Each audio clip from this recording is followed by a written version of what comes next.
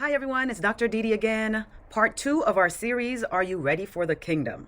So I'm going to continue with my story from last week, and we are going to talk about how this coach continued to control me.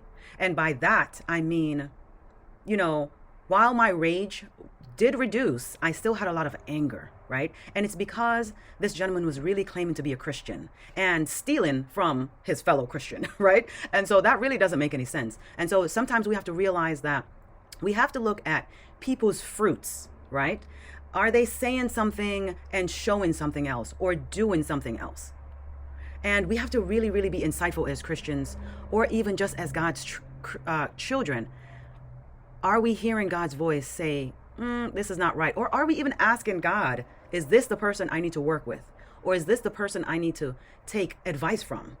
Right? And sometimes we're so excited, we're so zealous, like I was, and seeing the financial opportunity to double and triple your money, you really become blind. And you start, even though I did pray about my situation and I felt like God was leading in that situation, the question is, was God really leading? And maybe he was, right? Even though it turned out to be a negative experience for myself, it was able to reveal negative emotions that I had been suppressing from a child, right?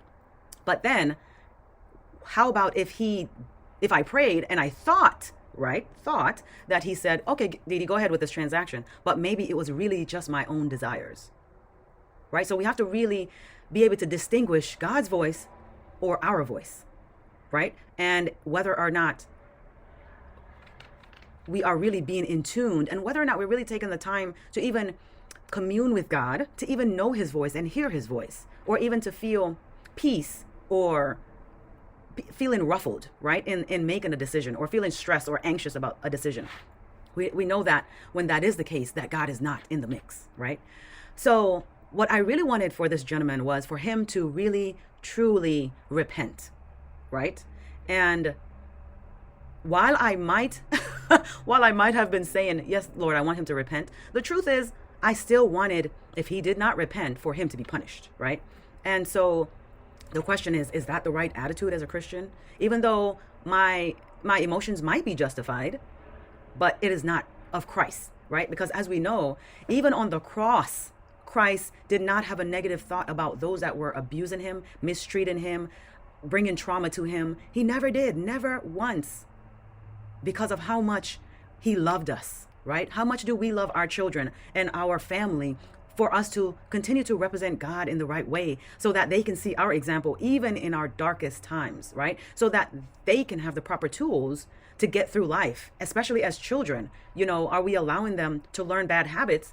And now those habits are being perpetualized at school with their friends, etc., because they've picked up bad habits from us, because we have not learned to trust God fully.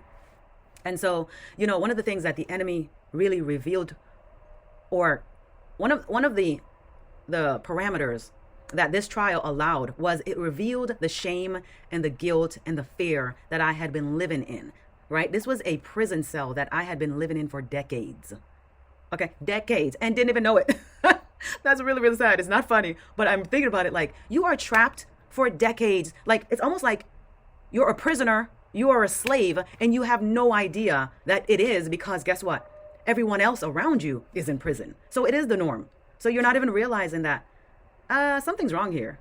And so, I'm really grateful that while the enemy might have wanted this to be for evil, God meant it for good. And so it really, in doing your purpose for God, God is going to pull and reveal and uproot all the negative roots that are in your life for him to be glorified, for you to be even more impactful in your ministry, right? In your purpose, in your business. And so we have to allow God to do his work, his good work in us. And so the last thing I want to share is, one of the aspects that really broke me down was when I was in this state of rage and anger, where I asked God, okay, Lord, am I breaking any commandments in this situation?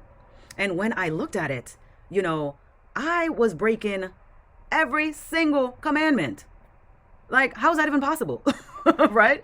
From a business transaction, how is that possible? You might say, Dede, how is that even possible when, the fifth commandment is, thou shalt honor your father and mother. How could you break that in this business transaction?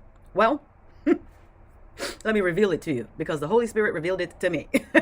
He said, you are dishonoring your heavenly Father. Okay? I was like, wow. You are dishonoring your heavenly Father by allowing and misrepresenting his character, by your rage and your anger and your unkind spirit. And it was just so eye-opening to me. And we can go through all 10 of those commandments, but I won't do that because this video will be too long. But, I want to leave an encouraging scripture that God was able to share with me. And it says, it is in Ecclesiastes 12, verses 13 and 14.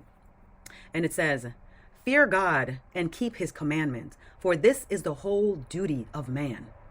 So here it is, I am literally breaking every single commandment, which means that I am not fulfilling my purpose as man, right? And so I'm literally breaking God's heart.